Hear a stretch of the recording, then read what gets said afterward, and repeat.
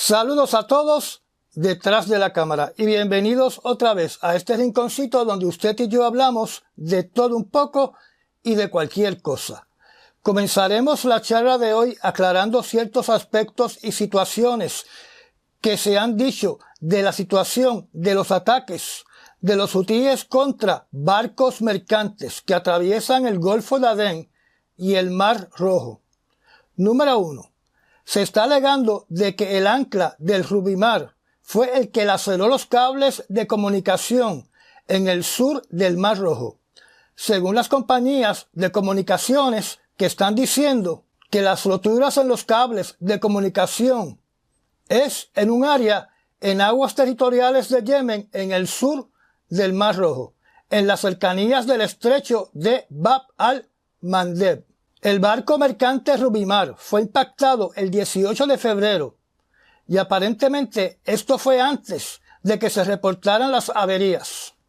El mapa que tienen en la pantalla muestra más o menos la posición del buque Rubimar, donde las líneas onduladas simbolizan que pasan cables submarinos por esa zona del sur del Mar Rojo. Así que podemos apreciar más o menos la proximidad del barco Rubimar a estos cables.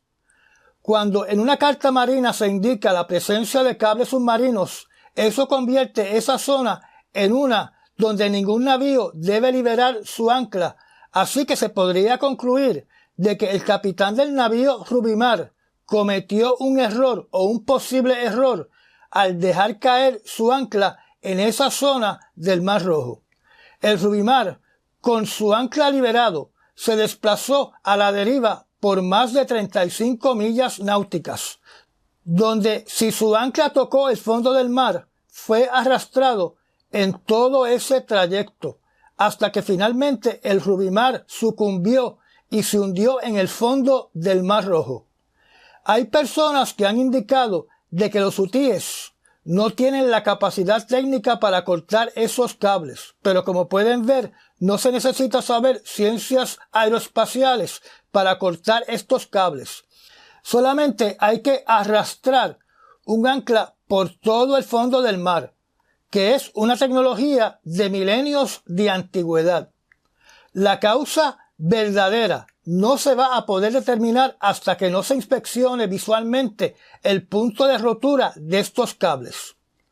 Recordemos que cuando en el mar Báltico hubo una rotura de un gasoducto y de un cable de comunicaciones que iba desde Estonia hasta Finlandia y otro cable de comunicaciones que iba desde Estonia a Suecia, que sufrieron daños en octubre del año 2023, cuando se hizo la investigación inspeccionando visualmente el gasoducto y los cables, se vieron las huellas claras en el fondo del mar dejadas por un ancla arrastrada por un barco mercante. El barco mercante sospechoso de estas averías fue el New Polar Bear de China. Otro hecho que apunta a este navío mercante de contenedores es que llegó al mar Báltico con 2 anclas y partió del mar Báltico con un solo ancla.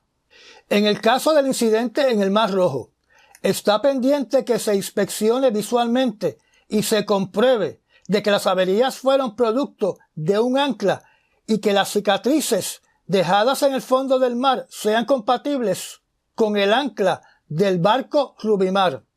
También tengo que indicarles que existe la preocupación que el Rubimar se haya posado encima de cables de comunicación al hundirse en el fondo del Mar Rojo. Número 2.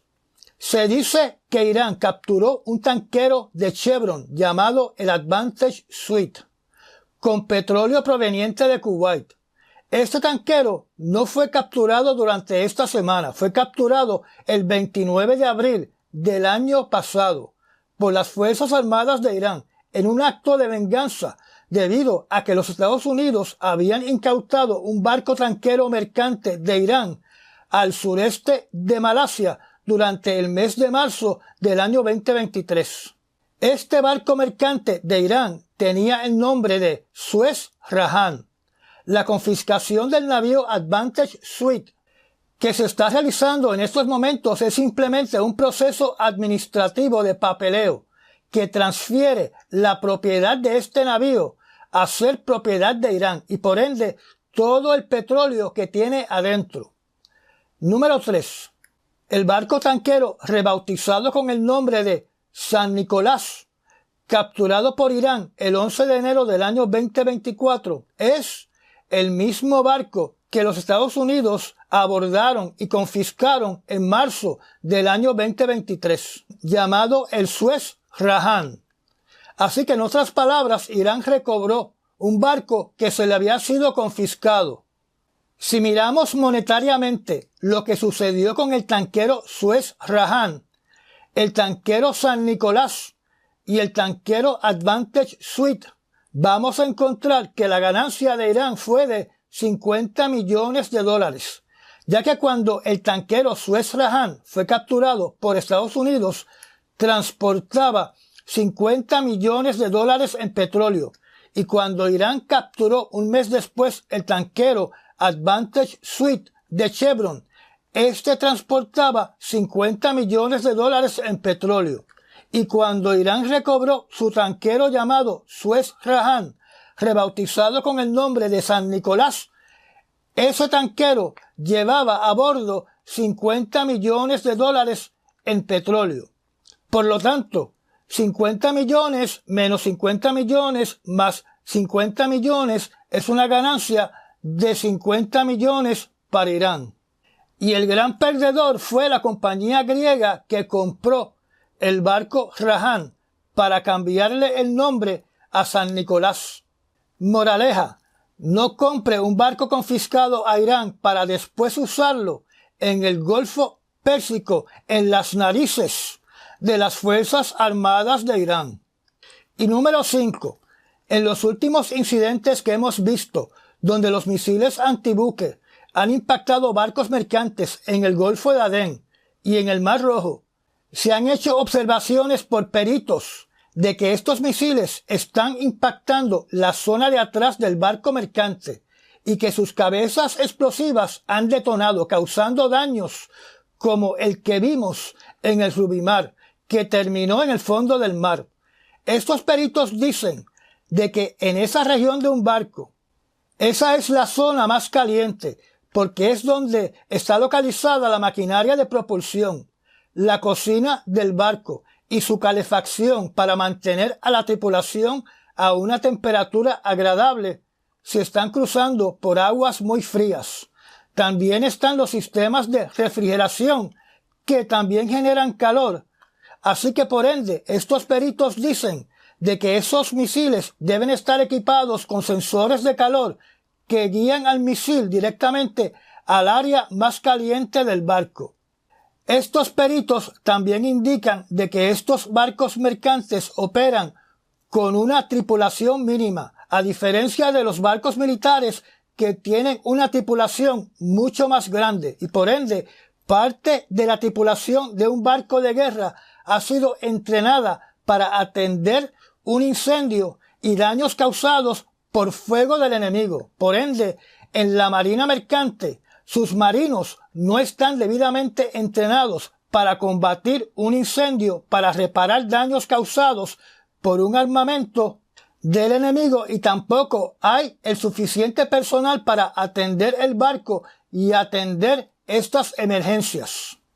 Es fácil notar la diferencia cuando vemos que el número de marinos en estos barcos mercantes, pese a su tamaño, es de un promedio de solo 20 personas, mientras que en un navío de guerra estamos hablando de decenas de tripulantes.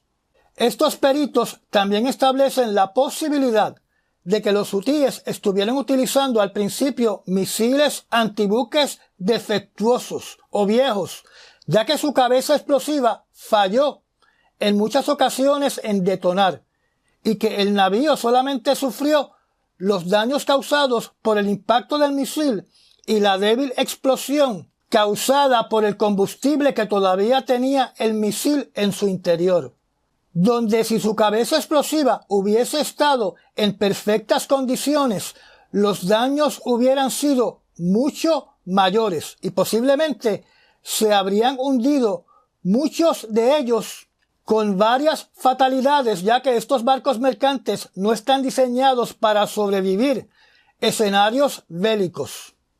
Es común que en un conflicto bélico primero uno empiece a disminuir o a utilizar el armamento más viejo antes de utilizar armamento más moderno.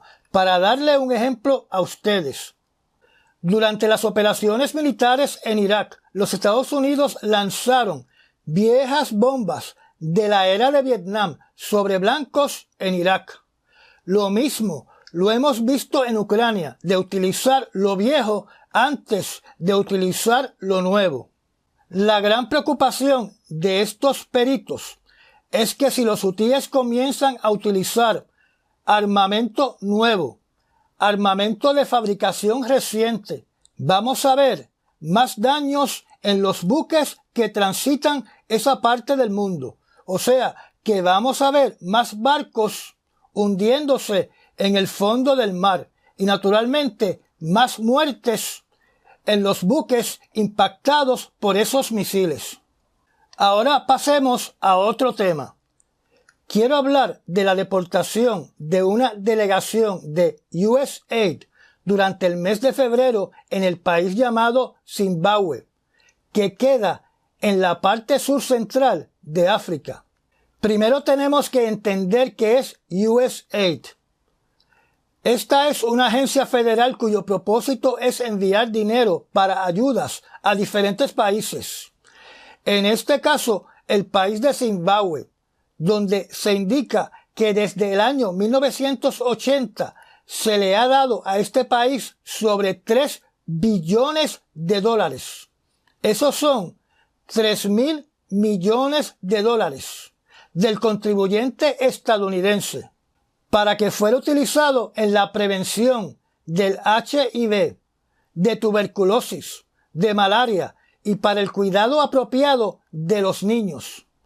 También para que sea utilizado para la seguridad alimenticia del país y para el crecimiento económico y para crear una sociedad civil adecuada y para apoyar a los procesos democráticos respaldando una gobernanza democrática. Esta representación de esta agencia acudió a ese país para investigar reclamos hechos por grupos de derechos humanos como Amnistía Internacional y lo que se conoce como Human Rights Watch, que indicaban de que en los años recientes la democracia en ese país se ha estado desvaneciendo, donde el gobierno ha efectuado actos de abusos contra la población, incluyendo torturas, que han sido propulsadas o efectuadas por las fuerzas de seguridad del Estado y además que se ha incrementado la corrupción en el gobierno. Naturalmente, esta delegación fue a investigar si estos alegatos eran correctos. Esta representación para investigar estos alegatos por estos grupos de derechos humanos también investigó si el gobierno estaba cumpliendo con los requisitos para continuar recibiendo ayudas, donde en el año 2023 se le enviaron 289,2 millones de dólares.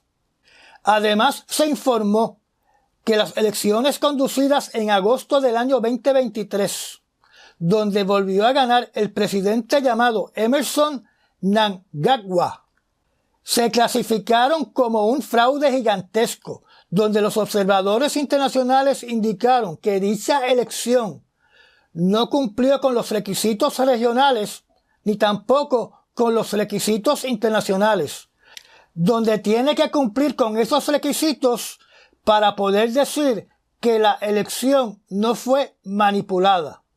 Y aparentemente sí fue manipulada. El gobierno de Zimbabue en ningún momento acusó al gobierno de los Estados Unidos de estar preparando un golpe de Estado. Las acusaciones se limitaron a decir de que los Estados Unidos se está inmiscuyendo en la gobernanza del país y por ende aparentemente fue que la delegación de observadores de USAID fueron deportados del país, donde la queja mayor fue el trato que se le dio al personal de esta delegación de USAID, donde algunos fueron arrestados, interrogados, más física y mentalmente maltratados, antes de ser expulsados del país, en vez de simplemente emitir una orden de que tenían que abandonar el país inmediatamente, que es el procedimiento usual e internacional aceptado en estos casos. La reacción por parte del gobierno de Zimbabue lo único que logró fue confirmar los alegatos de Amnistía Internacional y del grupo Human Rights Watch. Por ende, podemos esperar que el presidente de Zimbabue tome acciones para perpetuarse en el poder y que dicho país se va a unir a las autocracias del planeta, que van en aumento. Por lo pronto se informó que el secretario de Estado, Anthony Blinken, impulsó sanciones directas contra el presidente de Zimbabue, donde podemos esperar, ya que dicho país no cumple con los requisitos para recibir los millones en ayuda que envía Estados Unidos, que estas ayudas se suspendan. En ninguno de los artículos que leí hacen referencia ni a los mercenarios de Wagner Group, ni al Kremlin, ni a China. Antes de este incidente, Estados Unidos era el mayor contribuyente de ayudas del exterior al país de Zimbabue. Yo supongo que ahora el presidente de Zimbabue va a tener que hacerle un acercamiento a China, a ver si China le engorda su cuenta bancaria. Y yo supongo que Donald Trump en algún momento va a tratar de sacar beneficio político de este asunto para justificar que USAID no debe existir y que el dinero de los contribuyentes no debe ser utilizado para ayudar a otros países. O dicho de otra manera, American money for American people. Naturalmente, estas ayudas que se dan a otros países también tienen un propósito de poder mantener algún tipo de influencia y proyección mundial. Es algo que China está haciendo en estos momentos en Centroamérica, en Suramérica y en África, tratando de convertirse en el mayor benefactor, desplazando a los Estados Unidos. Cambiando de país. En Moscú ocurrió un incidente muy curioso durante el día del jueves de esta semana, donde en la página de internet de la Embajada de los Estados Unidos en Moscú apareció un mensaje alertando a los ciudadanos estadounidenses, indicando que deben evitar grandes reuniones en Moscú durante las próximas 48 horas, donde este mensaje aparentemente está asociado a una potencial amenaza de un acto terrorista en la ciudad, pero no dieron detalles específicos más allá de indicar de que los conciertos pueden ser un objetivo potencial de estos actos terroristas. Después de este mensaje, la página de internet de la embajada se fue fuera de servicio. Simultáneamente, el Departamento de Estado en su página de alertas indicó que Rusia estaba en un nivel 4, que significa dos cosas.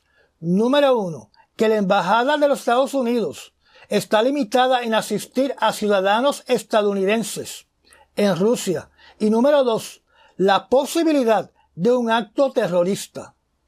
La Embajada de los Estados Unidos en Moscú también indicó de que están monitoreando reportes de que extremistas tienen planes inminentes de conducir una operación en algún lugar donde estén presentes muchas personas juntas. La pregunta que uno se tiene que hacer es si este acto terrorista contra la población moscovita, si es real, ¿será un operativo por parte de ucranianos? ¿Será un operativo por parte de rusos descontentos con el gobierno de Putin? ¿Será una operación de simpatizantes de Ucrania? o será una bandera falsa preparada por el propio gobierno ruso.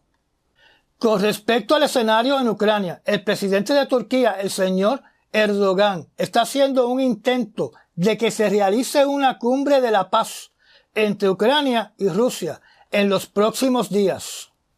Viajando otra vez a África, en Nigeria se repite otra vez el terrible escenario de la detención forzada de 200 estudiantes de un poblado llamado Kuriga. Este secuestro en masa es el más grande desde el año 2021. Estos estudiantes fueron secuestrados en la región norte de ese país, que es una zona donde todavía está activo el grupo de Boko Haram.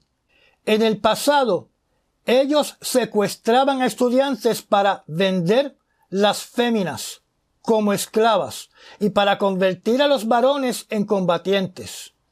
Pero hasta ahora no se ha identificado qué grupo armado extremista es responsable de este secuestro. En esa zona de África hay más de 3 grupos armados extremistas que se pasan haciendo estas barbaridades. Hablemos un poco sobre el espionaje industrial. Como saben, hace pocos días atrás les hablé sobre la operación que estaba llevando a cabo la compañía que opera desde China, llamada Izun. Esta semana se reportó que le han formulado cargos a un asiático llamado Lingwei Ding, acusado de robar para una compañía de China que podría estar ligada al gobierno central de China. Este individuo se robó más de 500 archivos relacionados con el desarrollo de proyectos de inteligencia artificial de la compañía Google, más archivos relacionados a la supercomputadora que está desarrollando esa compañía. La vía que utilizó este individuo para extraer dichos documentos fue la misma nube de Google. Desde el año 2022 estuvo almacenando documentos durante un periodo de un año. Según la acusación, una compañía en China le pagaba $14,800 mensuales para conducir esta operación de espionaje industrial. Sus actividades han sido clasificadas por el Departamento de Justicia como robos que ponen en peligro la seguridad nacional de los Estados Unidos. Así que posiblemente, debido a la gravedad de las acusaciones, será procesado como un espía. Simultáneamente, durante esta semana se reportó que la compañía Microsoft está siendo atacada por un grupo de hackers alegadamente vinculados con Rusia, que han podido entrar a ciertas áreas de sus ordenadores que contienen información clasificada y de lo que esa compañía está desarrollando en estos momentos.